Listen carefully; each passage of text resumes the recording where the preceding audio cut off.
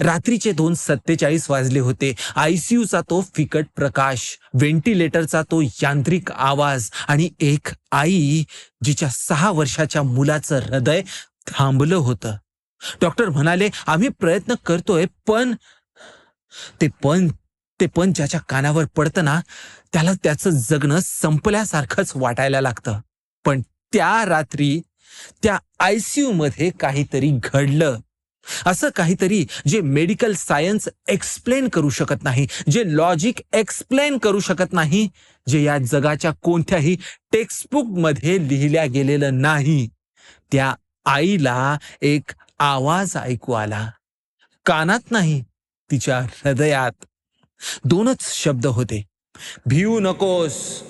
आणि मित्रांनो, पुढे काय झालं ती गोष्ट तुम्हाला या व्हिडिओ मधल्या 3ऱ्या अनुभवात मी सांगणार आहे. पण त्या गोष्टीपर्यंत पोहोचण्यासाठी तुम्हाला पहिल्या 2 अनुभवातून जाणं खूप गरजेचं आहे मित्रहो.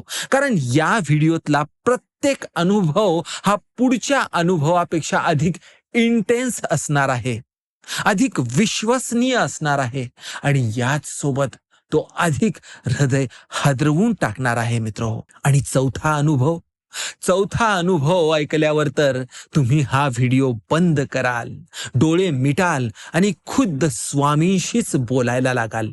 कारण तो अनुभव तुमचं आयुष्य बदलून टाकेल.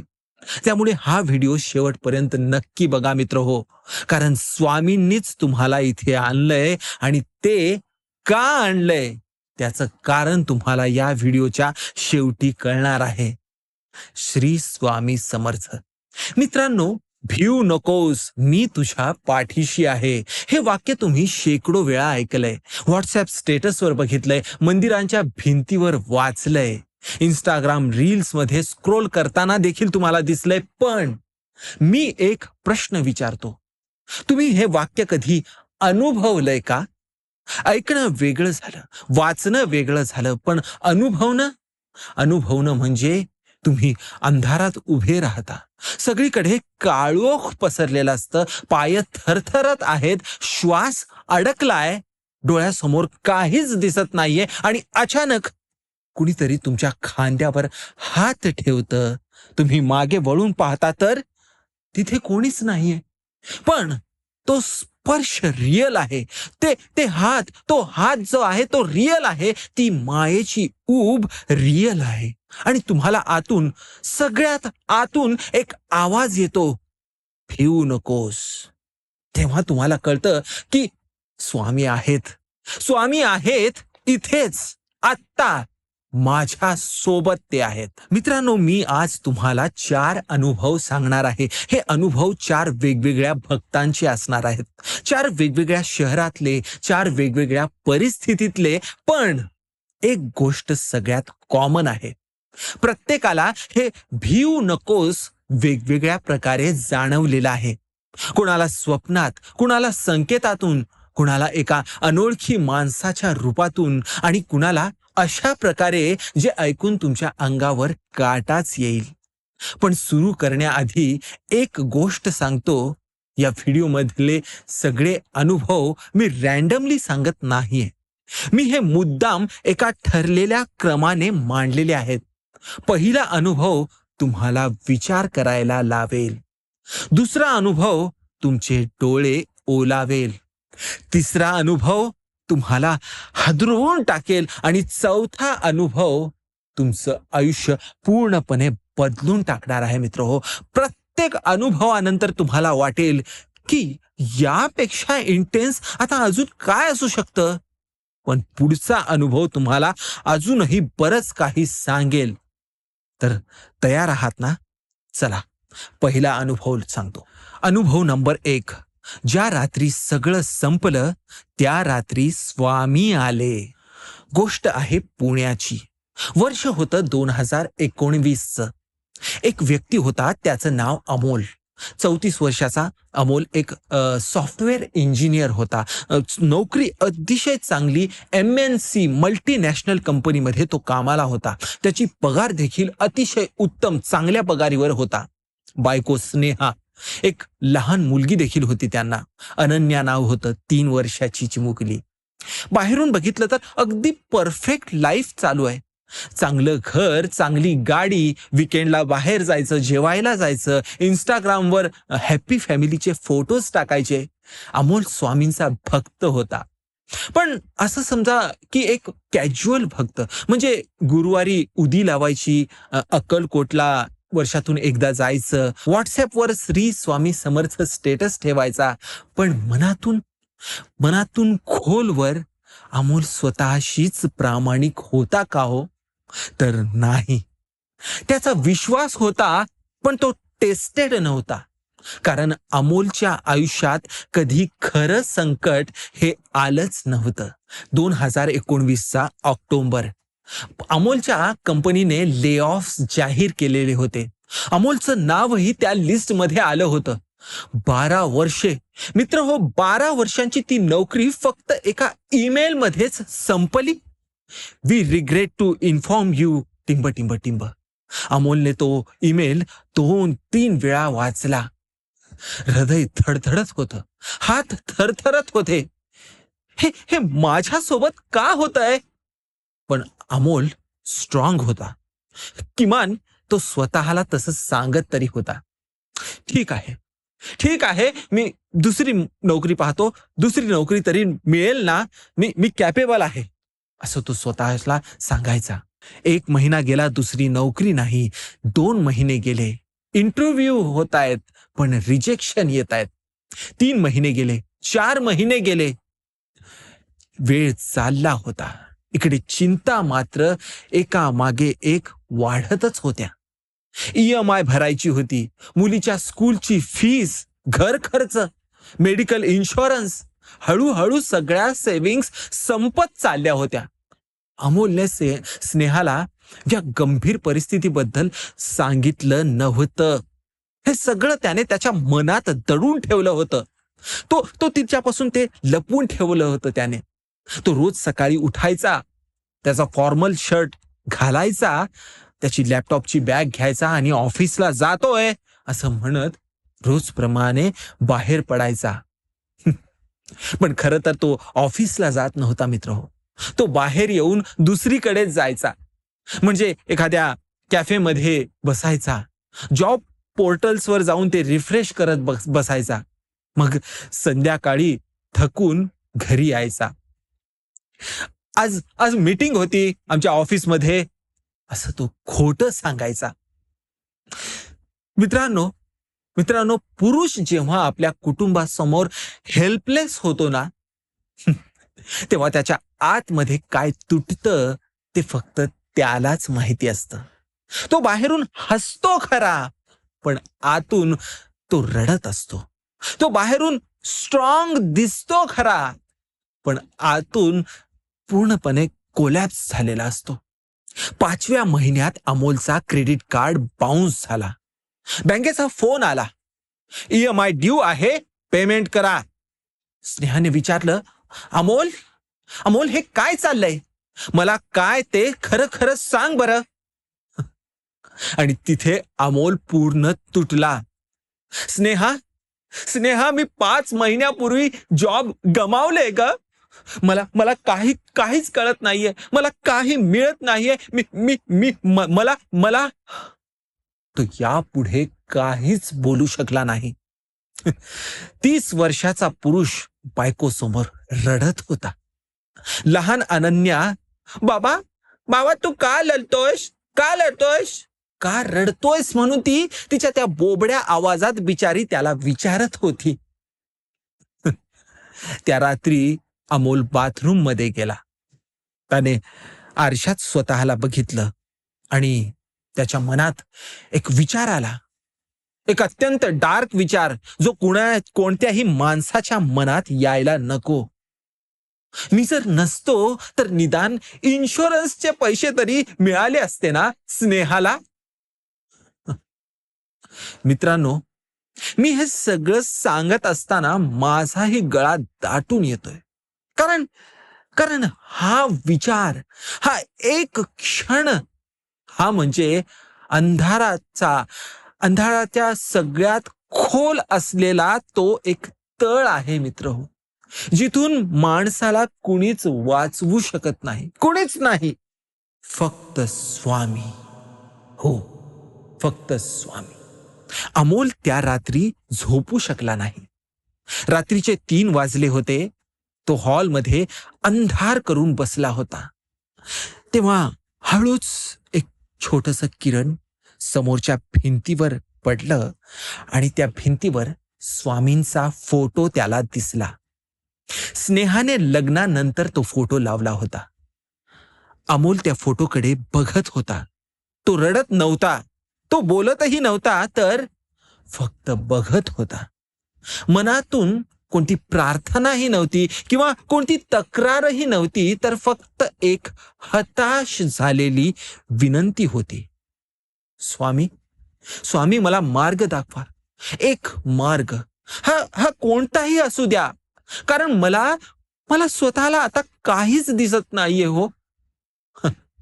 अमोलला कधी झोप लागली कळालं नाही. पण सकाळी 6:30ला त्याला जाग आली आणि आणि जाग आल्यावर त्याला एक एक स्ट्रेंज गोष्ट जाणवली. छातीवर जिथे हृदय असतं तिथे तिथे एक ऊब त्याला जाणवत होती.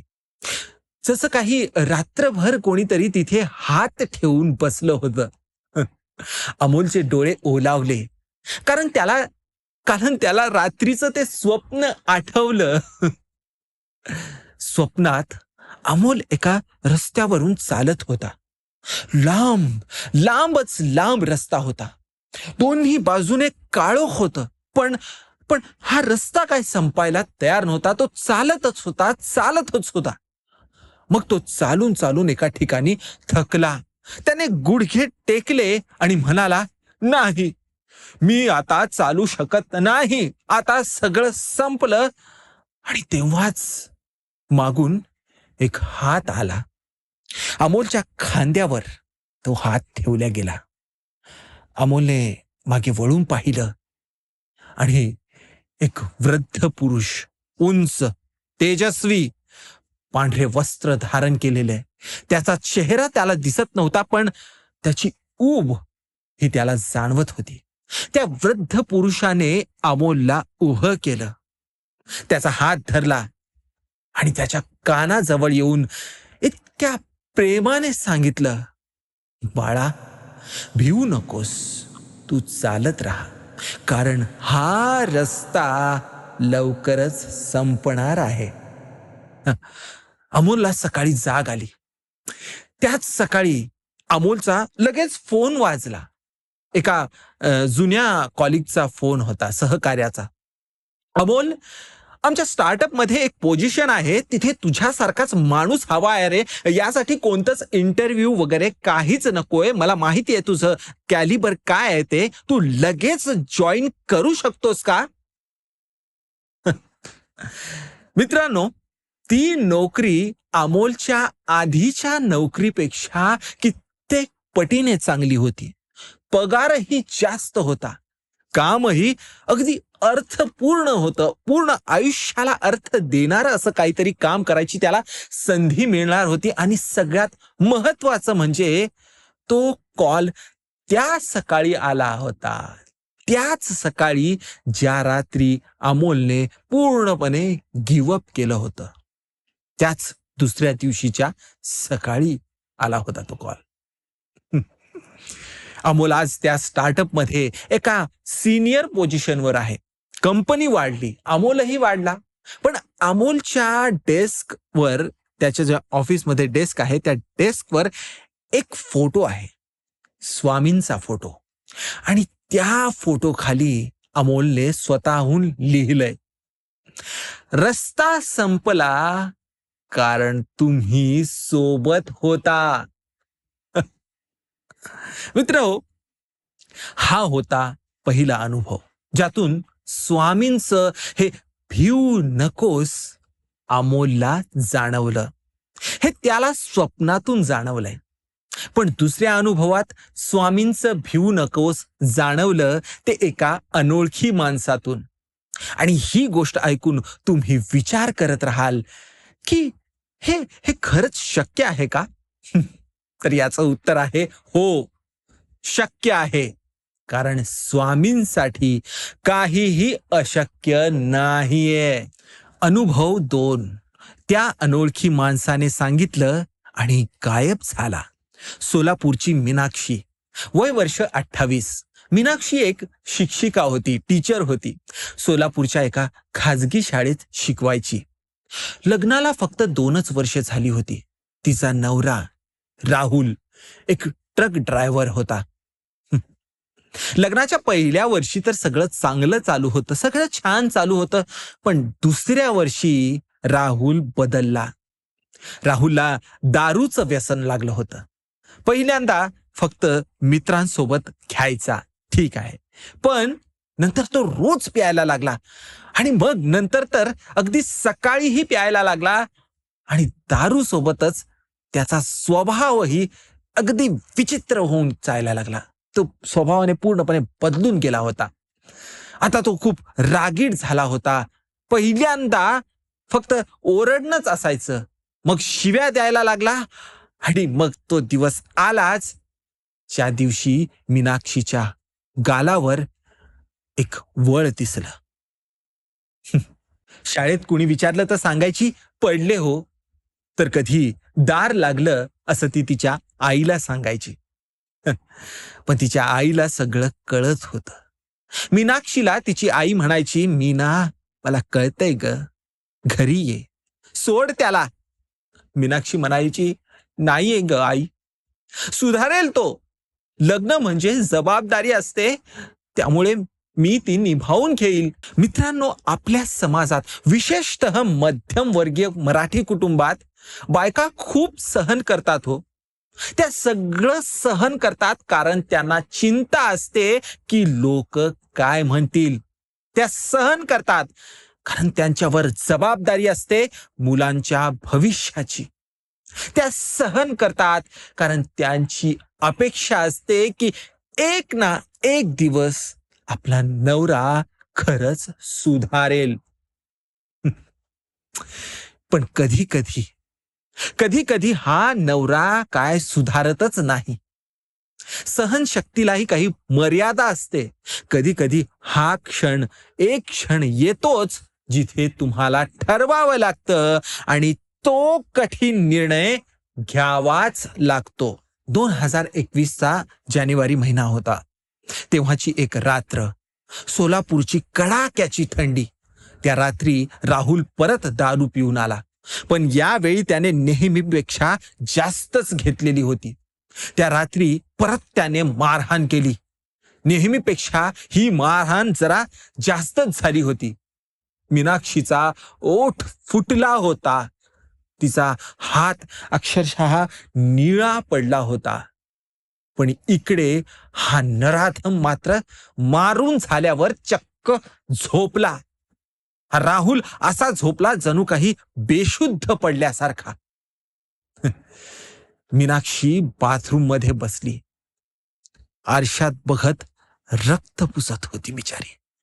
त्या आरशात तिने स्वतःच ते रूप पाहिलं आणि तिने तिथेच ठरवलं की उद्याच मी हे घर सोडते आणि ते ही कायमचं. पण मीनाक्षीच्या मनात एक पणची भीती निर्माण झाली. मी एकटी कशी जगू? लोक काय म्हणतील? माझे आई वडील म्हातारे आहेत, त्यांच्यावर बोजा कशी बनू मी? शाळेतले लोक काय विचार करतील? एक डिवोर्स टीचर, हा समाज मला ऍक्सेप्ट करेल का? मित्रांनो, भीती ही एक भावनाच नाही, तर भीती एक साखळी असते. ती तुम्हाला बांधून ठेवते, एका अशा ठिकाणी बांधून ठेवते जिथे तुम्हाला सगळ्यात जास्त यातना होतात. तुम्हाला माहिती असतं की इथून बाहेर पडायला हवं, पण भीती म्हणते बाहेर तर यापेक्षा अजून वाईट आहे. मग तुम्ही या भीतीचं ऐकता आणि तुम्ही तिथेच थांबता. तुम्ही सगळा अन्याय सहन करता आणि दिवसेंदिवस दररोज आतून तुटता. दुसऱ्या दिवशी सकाळी मीनाक्षी घरातून बाहेर पडली. तिला शाळेत जायचं होतं, पण तिचे पाय शाळेकडे वळत नव्हते. ती चालत राहिली. ती नेमकी कुठे जाते? ते तिला माहिती नव्हतं.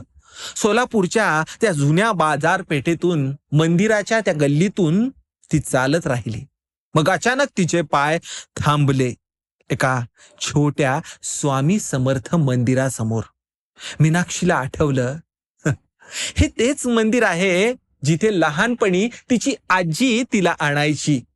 आजी तिला म्हणायची, मीना, कधी काही वाटलं ना तर या स्वामींना सांगायचं बरं का, ते ऐकतात, ते नेहमीच ऐकतात ग. आजी 5 वर्षापूर्वीच गेली होती.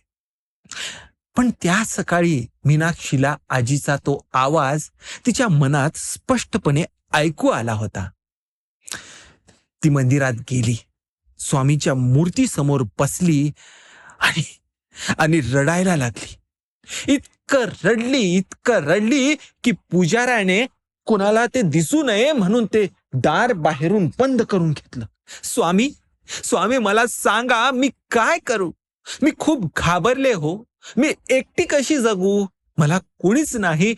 मला एक साईन द्या हो, एक संकेत द्या. फक्त एकदा सांगा की मी हे बरोबर करते का? मीनाक्षीचं रडून झालं आणि ती डोळे पुसली आणि मंदिराच्या बाहेर आली. ती मंदिराच्या बाहेर एका कट्ट्यावर एक वृद्ध माणूस तिला बसलेला दिसला. साधे कपडे, पांढरी दाढी, शांत चेहरा. मीनाक्षीने त्याच्याकडे बघितलं आणि काही विचार करण्याच्या आतच तो माणूस स्वतःहूनच म्हणाला, पोरी, ज्या घरात तू राहतेस, जिथे तुझा मान नाही, तिथे तुझं राहणं ही भक्ती नाहीये, तर ती एक शिक्षा आहे. त्यामुळे स्वतःला शिक्षा देणं सोड. तुझ्या पाठीशी कोणी नाही असं वाटतंय का तुला पोरी? पण पोरी, तू चुकतेस. तुझ्या पाठीशी तो आहे, तो ज्याने या पूर्ण विश्वाला धरून ठेवलंय. त्यामुळे भिवू नकोस. मीनाक्षीचे पाय जमिनीला खेळले. तुम्ही कोण आहात तुम्ही? तिने नीट दिसावं म्हणून डोळे परत पुसले आणि डोळे पुसून डोळे उघडल्यावर तिने पाहिले तेव्हा त्या कट्यावर कुणीच नव्हतं. तो माणूस, तो वृद्ध 10 सेकंदापूर्वी जो तिथे बसला होता, तो कुठे गेला? एका क्षणात गायब. मीनाक्षीने इकडे तिकडे खूप पाहिलं. गल्ली शोधली, आजूबाजूला सगळी दुकाने शोधली, पण तिथे कुणीच नव्हतं. मित्रांनो, मीनाक्षीला तेव्हा कळालं, तो माणूस नव्हता, ते स्वामी होते. स्वतः स्वामी एका साध्या वृद्धाच्या रूपात मीनाक्षीच्या मदतीला. कारण मीनाक्षीने मागितलं होतं ना, एक संकेत द्या, एक साईन द्या. स्वामींनी साईन नाही दिलं नाही संकेत. ते स्वतः तिच्यासाठी धावून आले होते. मित्रांनो, मीनाक्षीने त्या दिवशी निर्णय घेतला. ती तिथून सरळ माहेरी गेली आणि तिथूनच तिने डिवोर्स फाईल केला. ती शाळेत जायला लागली, तिथे शिकवत राहिली. आजूबाजूची लोक तिला बोलत होती, पण मीनाक्षीने त्यांना तसंच बोलू दिलं. नातेवाईकांनी ताणे मारले, टोमणे मारले, ते मीनाक्षीने ऐकून घेतले. पण मीनाक्षी डगमगली नाही, कारण तिला माहिती होतं की स्वामी तिच्या पाठीशी आहेत. ज्या दिवशी साक्षात स्वामींनी तिला सांगितलं, भिवू नकोस, त्याच दिवशी मीनाक्षीच्या आतली भीती कायमची मेली होती. नंतर 2024 मध्ये मीनाक्षी सोलापूरमध्ये स्वतःचे कोचिंग क्लासेस चालवायला लागली. 52 विद्यार्थी तिच्याकडे शिकतात. स्वतःचं छोटं घर देखील आहे आणि तिच्या कोचिंग क्लासच्या एंट्रन्सवर एक बोर्ड लावलेला आहे, भिवू नकोस, श्री स्वामी समर्थ. आणि प्रत्येक विद्यार्थी आत जाताना किंवा तिथे थांबलेला असताना ते लिहिलेलं वाचतो. मित्रांनो, हा होता तो दुसरा अनुभव. स्वामींचं भिऊ नकोस मीनाक्षीला जाणवलं एका अनोळखी माणसाच्या रूपातून. पण तिसरा अनुभव, तुम्हाला आठवतंय का? व्हिडिओच्या सुरुवातीला मी सांगितलं होतं, आयसीयू, रात्रीचे 2:47, एक आई आणि ज्या मुलाचं हृदय थांबलं होतं, ती गोष्ट आता सांगतो. आणि ही गोष्ट ऐकताना तुम्ही जिथे बसला आहात ना, तिथेच बसा. कारण हे गोष्ट ऐकून तुमचं उठणं, चालणं आता कठीण होणार आहे. अनुभव नंबर 3. हृदय थांबलं, पण स्वामींनी ते पुन्हा चालू केलं. मुंबईचं केईएम हॉस्पिटल, वर्ष 2022. 31 वर्षाची वैशाली आणि वैशालीचा मुलगा आर्यन. त्याचं वय वर्ष 6 होतं. आर्यन तुम्ही बघितलात ना तर म्हणाल, हा सगळ्यात गोड मुलगा आहे. मोठे मोठे डोळे, खट्याळ हसू, सतत बडबड करणारा. आई आई आज आमच्या स्कूलमध्ये ना टीचरने माझं कौतुक केलं ग. आई आई मला ॲस्ट्रॉनॉट व्हायचंय बर का. आई आई तुला सांगू, तू जगातली बेस्ट आई आहेस. पण अशा दिलखुलास असणाऱ्या आर्यनचा जन्मापासूनच एक हृदयाचा दोष होता. कॉन्जेनायटल हार्ट डिफेक्ट, डॉक्टरांनी असं सांगितलं होतं. याची सर्जरी करावी लागेल, पण तो आता लहान आहे. त्याचं वय वाढू द्या, आणखी 5-6 वर्षाने बघूया. वैशालीने प्रत्येक दिवस मोजला. जेव्हा कधी आर्यनला थोडासा ताप जरी यायचा ना, तेव्हा वैशालीच्या मनात भीती वाटायची. आर्यनला सर्दी जरी झाली, वैशालीच्या हृदयाची धडधड वाढायची. प्रत्येक रात्री एक विचित्र मनात विचार यायचा, हा सकाळी उठेल ना? 6 वर्ष वैशालीने या भीतीसोबत काढली. आणि 6 वर्षांनी फायनली तो सर्जरीचा दिवस आला. सर्जरी सुरू झाली. 6 तास ही सर्जरी चालत होती. 6 तास वैशाली हॉस्पिटलच्या कॉरिडॉरमध्ये बसलेली होती. तिचा नवरा संदीप तिच्या शेजारी होता. दोघांनी एकमेकांचे हात धरले होते. तिचे हात घामाने ओले झाले होते आणि थंड पडले होते. वैशालीच्या ओठांवर सतत एकच नाव होतं, श्री स्वामी समर्थ, श्री स्वामी समर्थ, श्री स्वामी समर्थ. अखंड हे नाम चालूच होतं. ती थांबतच नव्हती. 6 तास झाले आणि सर्जन ऑपरेशन थिएटरमधून बाहेर आले. सर्जरी सक्सेसफुल, पण नेक्स्ट 48 आवर्स क्रिटिकल आहेत. त्यामुळे पुढच्या 48 तासांसाठी आम्ही आर्यनला आयसीयू मध्ये शिफ्ट करतोय. वैशालीने श्वास सोडला, पण अर्धाच. कारण 48 तास क्रिटिकल हे शब्द तिच्या कानात अजूनही गुंजतच होते. पहिला दिवस ठीकठाक गेला. दुसऱ्या दिवशी रात्री 2:47 AM वैशाली आयसीयूच्या बाहेर बसली होती. ती काचेतून आत बघतच होती. आर्यन छोट्या बेडवर होता. Tubes, wires, machines. तो इतका लहान दिसत होता, इतका नाजूक दिसत होता. अचानक हार्ट रेट मॉनिटरचा आवाज बदलला.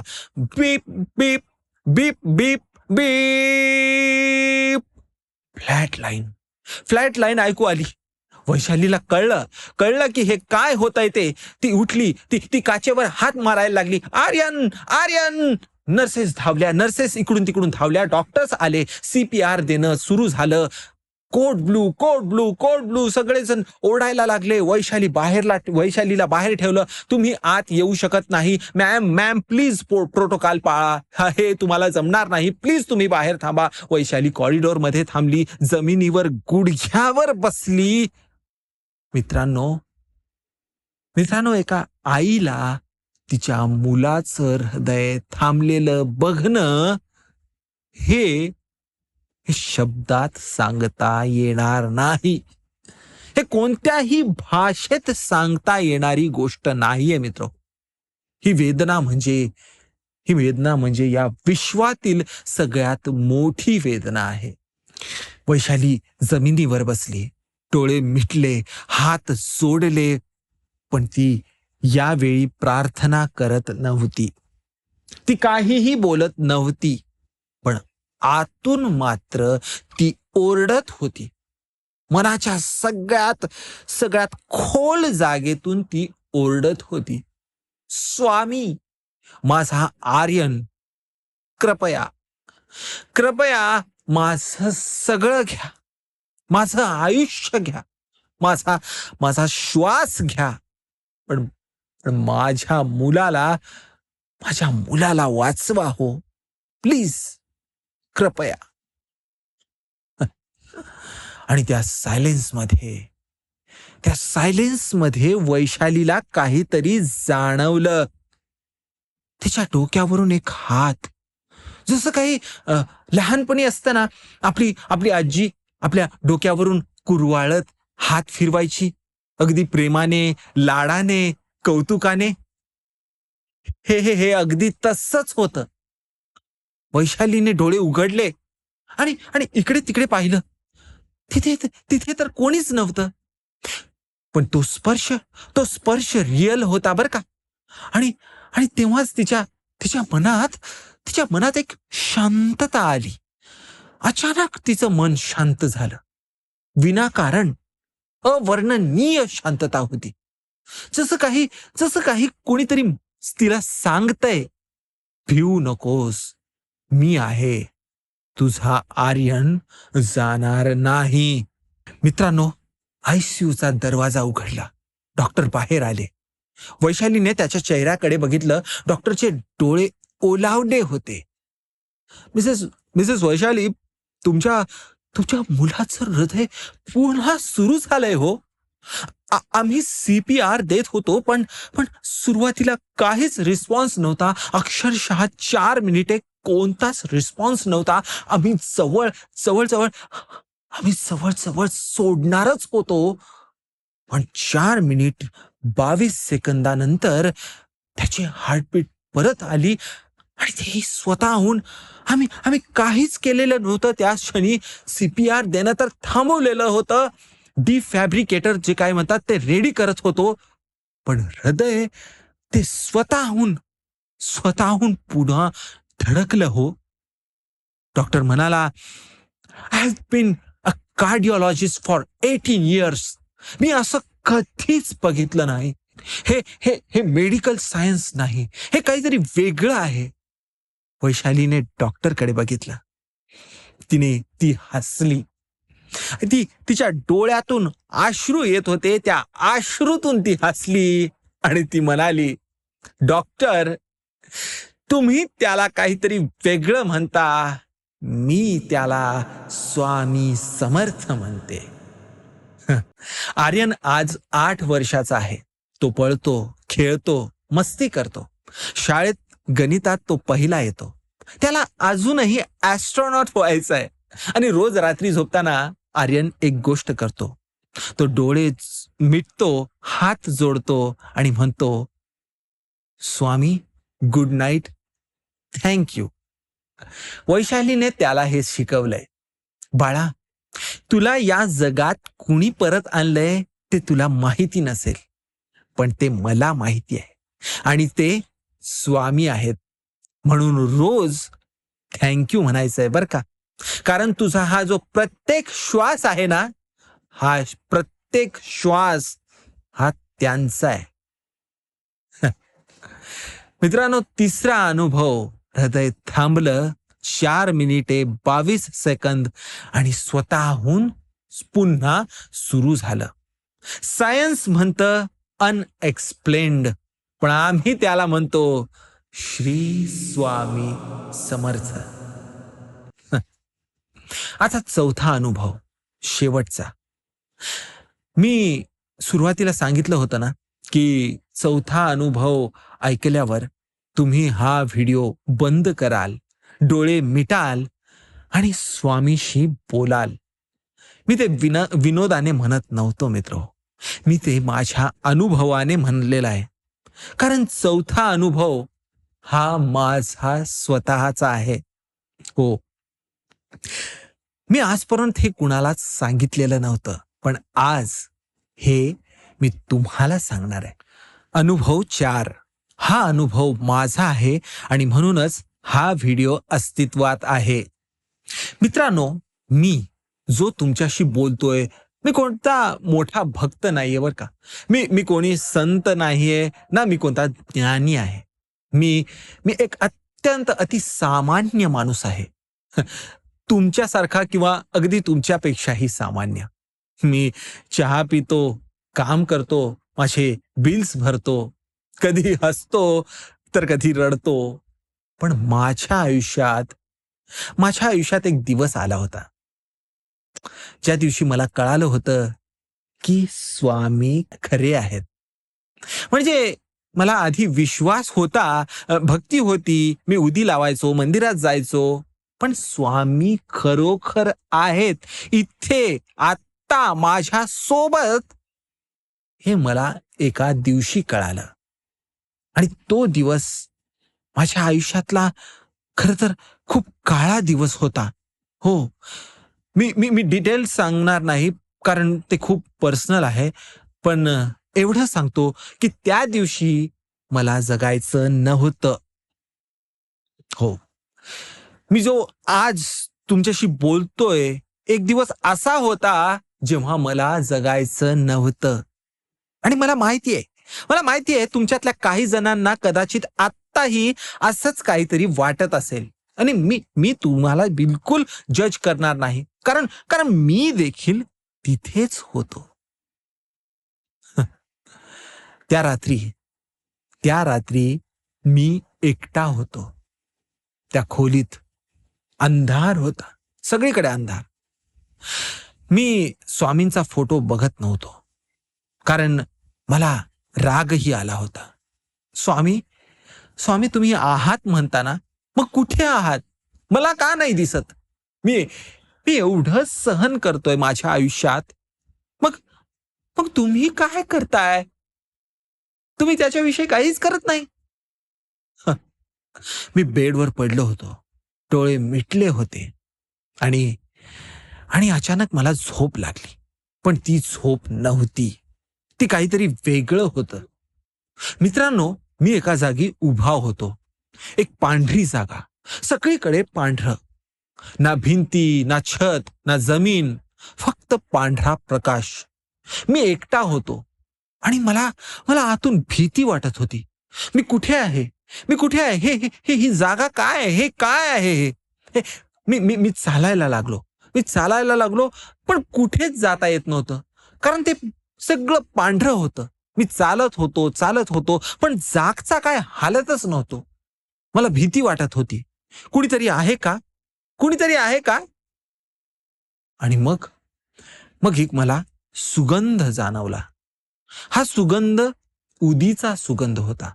ती उदी, ती अक्कलकोटची, त्या स्पेसिफिक मातीचा सुगंध मला आला, जो कोणत्याही परफ्यूममध्ये नाही, जो कुठेही कोणत्याही अत्तरामध्ये नाही. तो सुगंध मला आला आणि आणि तो सुगंध हळू माझ्या जवळ येत होता. त्याची इंटेन्सिटी वाढत होती. मी मागे वळलो, कुणीच नव्हतं. मी पुढे वळलो, पुढे पुढे मला दिसले स्वामी.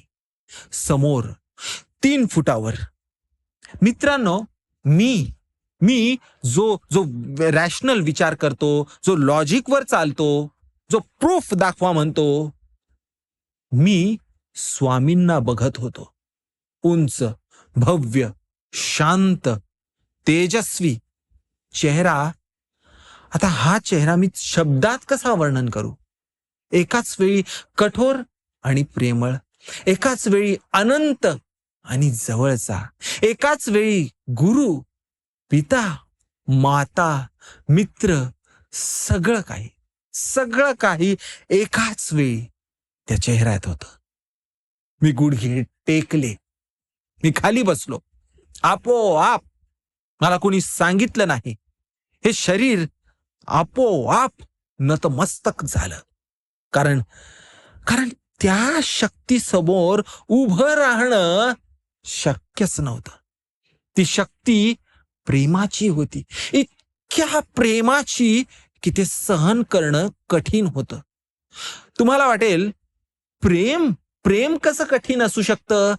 पण जेव्हा तुम्ही आयुष्यभर स्वतःला वर्थलेस समजत असता आणि अचानक कुणीतरी तुमच्याकडे इतक्या प्रेमाने बघतं, जणू तुम्ही या विश्वातली सगळ्यात मौल्यवान गोष्ट आहात, तेव्हा तुम्ही तुटता.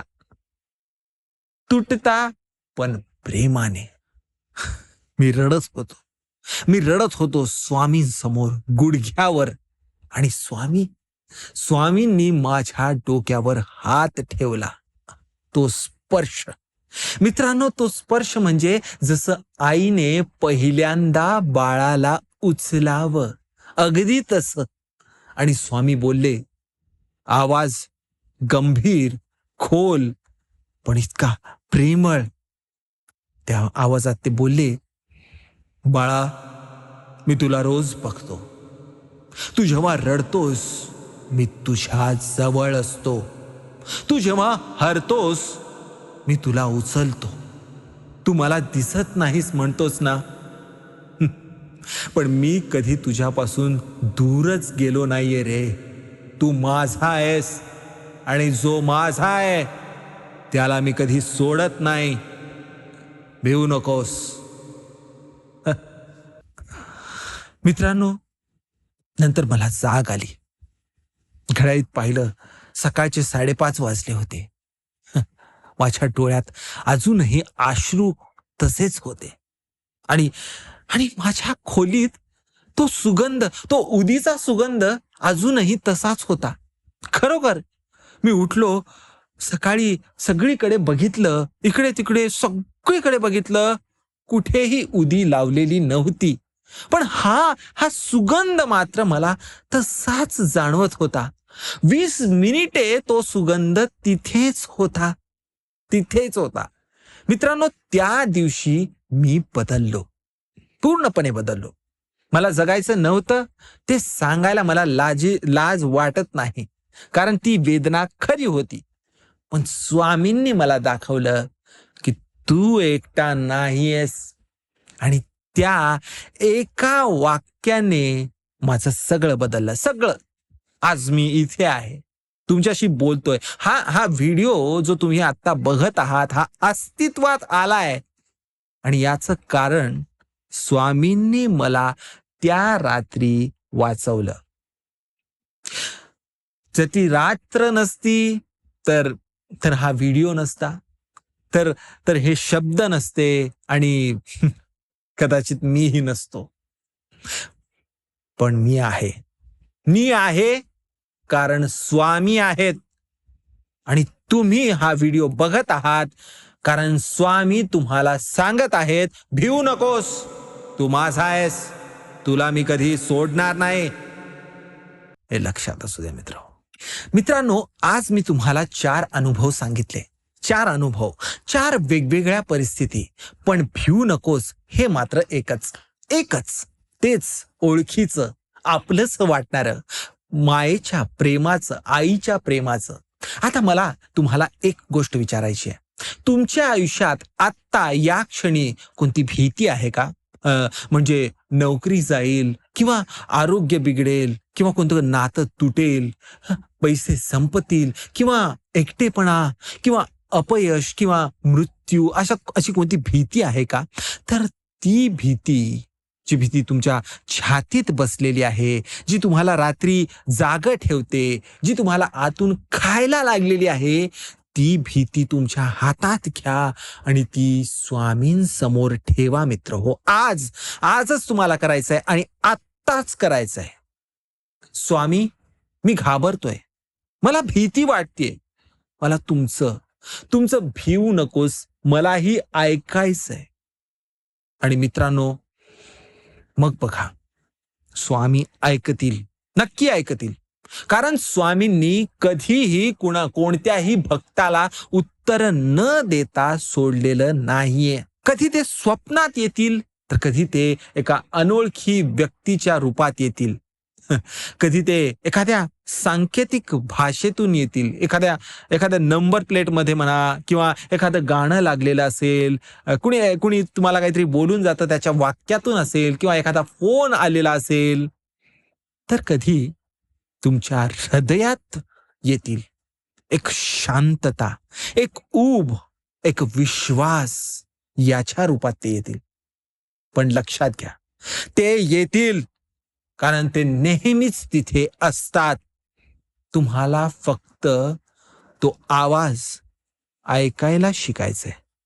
शिकणार ना? शेवटी एक गोष्ट सांगतो. स्वामी समर्थांचं भिवू नकोस हे फक्त 2 शब्द नाहीयेत. हे एक वचन आहे. हे एक कवच आहे. हे एक आश्वासन आहे. या विश्वाच्या सगळ्यात शक्तिशाली अस्तित्वाचं ते आश्वासन आहे.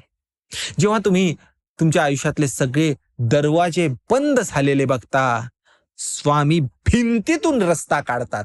जेव्हा तुम्ही तुमची सगळी नाती तुटलेली बघता, स्वामी स्वतः तुमचे होतात. जेव्हा तुम्ही स्वतःला हरवलेले बघता, स्वामी तुम्हाला शोधून काढतात. कारण स्वामींसाठी तुम्ही इम्पॉर्टंट आहात. तुम्ही, हो तुम्हीच, जे आत्ता हा व्हिडिओ बघत आहात ना, तुम्हीच स्वामींसाठी खूप इम्पॉर्टंट आहात. आणि स्वामी तुम्हाला सांगत आहेत, भिवू नकोस, मी तुझ्या पाठीशी आहे, आज, उद्या आणि कायमचा. अनंत कोटी ब्रह्मांड नायक राजाधिराज योगीराज परब्रह्म श्री सच्चिदानंद सद्गुरु श्री स्वामी समर्थ महाराज की जय. मित्रांनो, जर या व्हिडिओ मधला एक शब्द, एक अनुभव, एक क्षण जर तुमच्या हृदयाला स्पर्श करून गेला असेल, तर एक काम करा, कमेंटमध्ये लिहा श्री स्वामी समर्थ, फक्त एवढंच. कारण तुम्ही ते जेव्हा लिहाल तेव्हा दुसरा कोणीतरी ज्याला आज भीती वाटते तो ते वाचेल आणि त्याला बरं वाटेल. तुमचा एक कमेंट कुणाचं तरी आयुष्य बदलू शकतो. हा व्हिडिओ शेअर करा त्या माणसाला ज्याला आत्ता स्वामींच्या भिवू नकोसची गरज आहे. मित्र हो, सबस्क्राईब करा, बेल आयकॉन दाबा, कारण अशा अजून गोष्टी येणार आहेत स्वामींच्या भक्तांच्या, स्वामींच्या लेकरांच्या, आपल्या सगळ्यांच्या. आणि आज रात्री झोपण्यापूर्वी डोळे मिटा, हात जोडा, स्वामींना फक्त एकच सांगा, स्वामी मी तुमचा आहे, जसा आहे तसाच, सगळ्या भीतींसकट, सगळ्या चुकांसकट, पण तुमचा, फक्त तुमचा. आणि मग शांत शांत मनाने झोपा, कारण स्वामी जागे आहेत तुमच्यासाठी नेहमीच. भिवू नकोस, मी तुझ्या पाठीशी आहे. श्री स्वामी समर्थ. धन्यवाद मित्र हो.